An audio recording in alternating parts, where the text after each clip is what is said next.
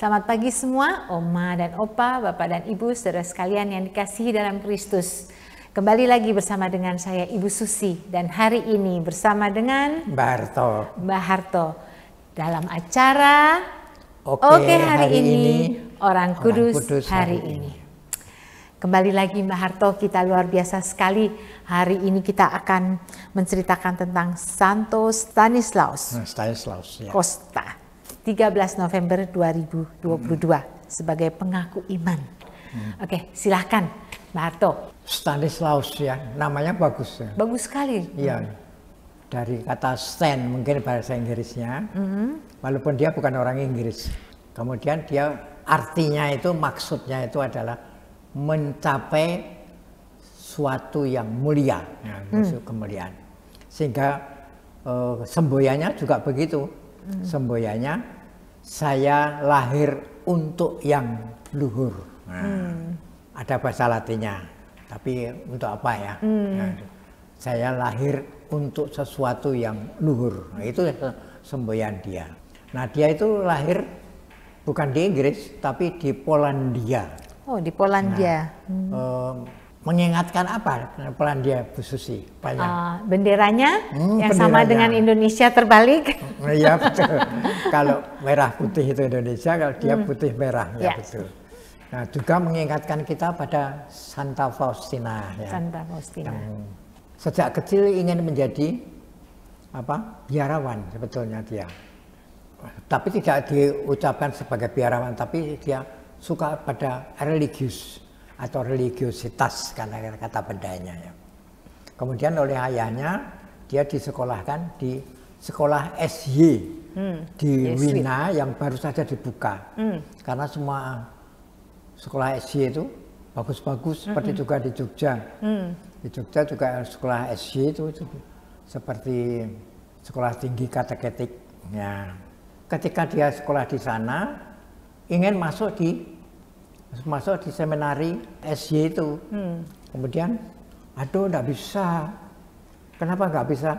Karena Anda ini seorang bangsawan. Enggak apa-apa, saya bangsawan. Yang bangsawan kan bapak saya. Nah, itulah sebabnya.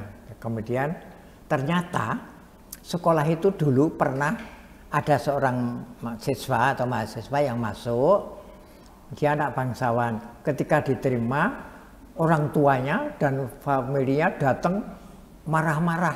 Mengapa anak saya kok diterima di sini, tidak minta izin saya? Begini lagi nanti saya bubarkan ini sekolah ini. Wah itu. Jadi dia takut kan. Apalagi di Polandia itu kan pada waktu itu masih dikuasai oleh para ningrat, para bangsawan, para aristokrat. Ya.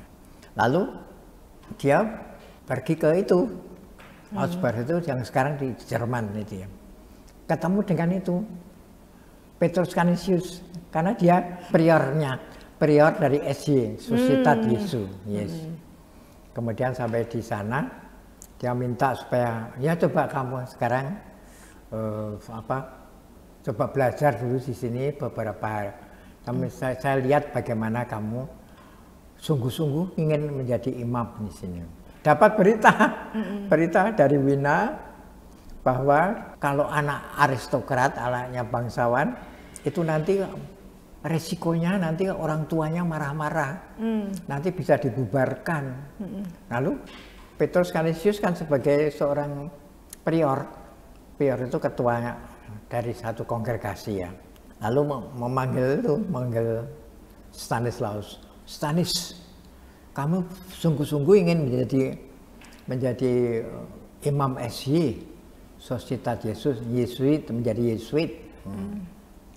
Iya, ya Pater, bagaimana? Gini ya, sebaiknya kamu minta izin ke Prior Jenderal. Prior Jenderal, di mana dia? Dia ada di Roma. Bagaimana? Kamu siap pergi ke Roma? Kamu kan seorang bangsawan kan punya biaya dan sebagainya ke sana. Ya baik dah. Kemudian dia pikir-pikir, ya saya pasti tidak dapat izin dari ayah. Dari namanya kebetulan Johannes Koska ya.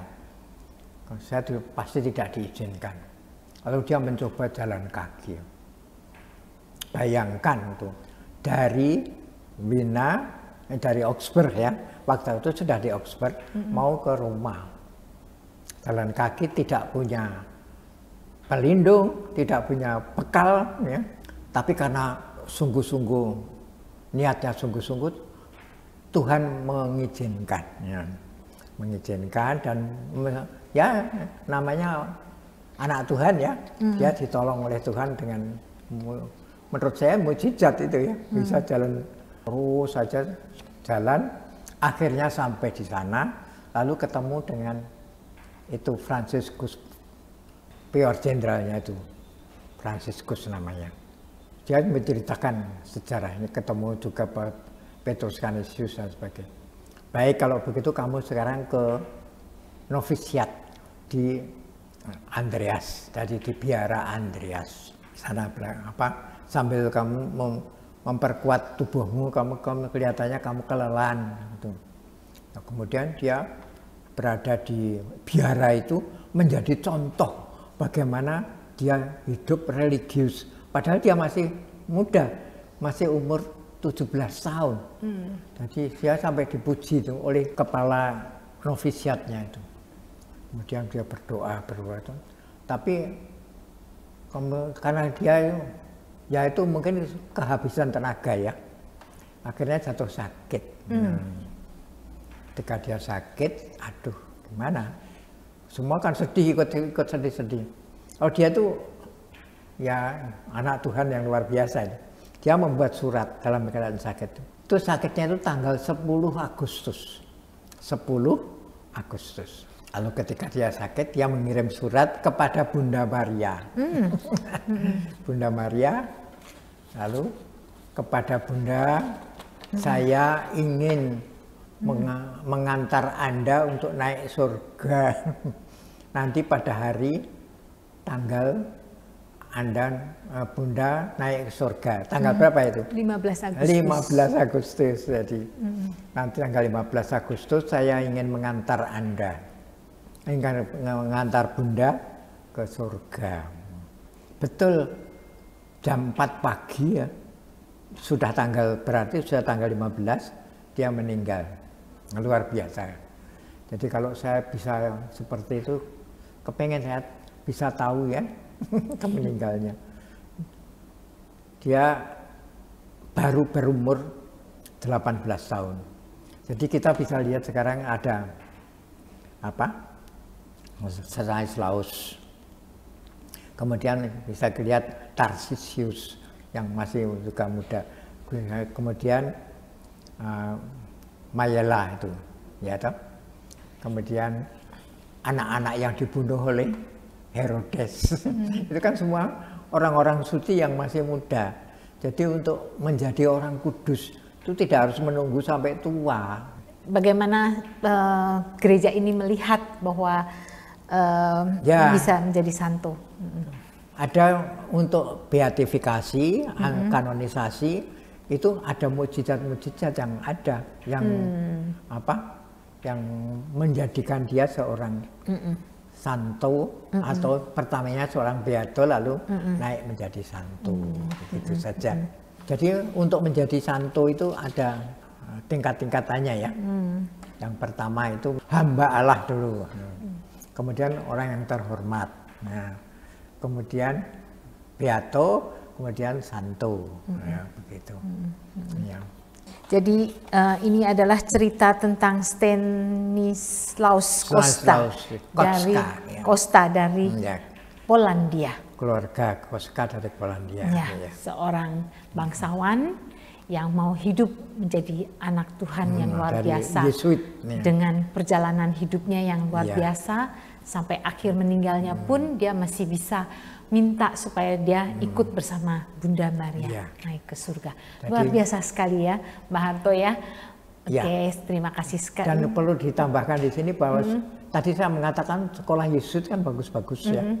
Itu ada semboyannya, yaitu pengetahuan, kesucian, dan kesehatan.